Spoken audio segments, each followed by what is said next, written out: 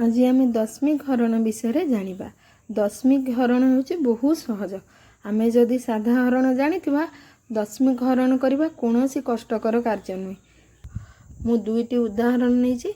प्रथम उदाहरणटी 8.4 रे 2 हरिबा गोटे पूर्ण संख्या, तापर दुईटी दशमिक संख्या 4.2 रे अन्य एक दशमिक संख्या 0.7 हरिबा।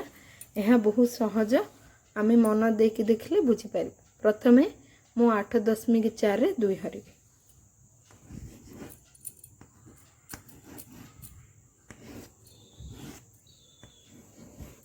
ये हरण बहुत सहज।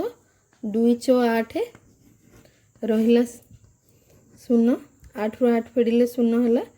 वर्तमान मु दशमिक पर संख्याटा तळक ओलेबी, तेणु एठी गोटे दशमिक बिंदु देबी। एटा मन रखिबो, जेतले दशमिक तो पर संख्याटा तळक ओलेबो सेते बेले ए भागफल रे गोटे दशमिक बिंदु व्यवहार करिवो। एठी रहिला दशमिक बिंदु। वर्तमान 4 ओलेला 2 दूने 4, 4 रु 4 गला 0। वर्तमान 8.4 रे 2 हरि आमे उत्तर पाइले 4.2। यह केते सहज देखि परलो तो। तापरे पिला माने टिके असुविधा रे पड़ंती जेतेले गोटे दशमिक संख्या सहित अन्य एक दशमिक संख्या हरा जाए। से माने भाबंती यह बहुत कष्ट एवं से माने करिबा पूर्वरु भाबंती एटा आमे करि परिबुनु, किंतु सेमति किछि नुहे। मु वर्तमान देखेबी 4.2। 4.2 को मु वर्तमान भग्नांश रे प्रकाश कर देबे। एटा बहुत सहज हबो। 4.2 अन्य उपाय अछि मध्य, आगु को सेटा कहिबी। भग्नांश रे प्रकाश कले 4.2 को हबो दशमिक बिंदु पर 2 बा गोटे संख्या अछि, ए हबो 42/10। एठी मु लिखि दोछि सुविधा हबा पई।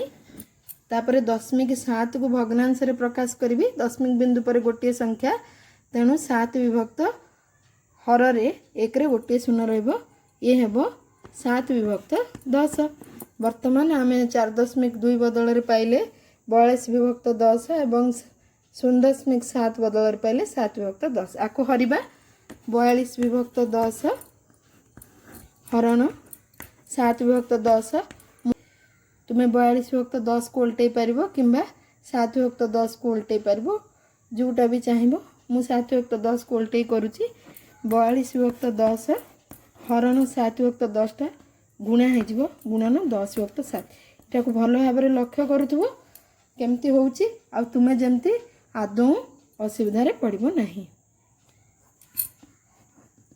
वर्तमान हैला 42/10 गुणन 10/7। 42/10 हरण 7/10 उल्टी जाई हैला 42/10 गुणन 10/7। एबे 10 को 10 कटि गला, बुझी परलो। 10 को 10 कटि गला, आ रहला 42/7। 7 को 42 रे हरिबा, बा एठी भी काटि परिबा 742। ताहले उत्तर केते हैला 6। उत्तर हैला 6। पिला माने मु एही सब गृह कार्य दोची, तुमे घरे निश्चिंत अभ्यास करिवो। 7.5 हरण 5, 8.4 हरण 4, 24.12 हरण 0.2 एवं 13.5 हरण 0.5।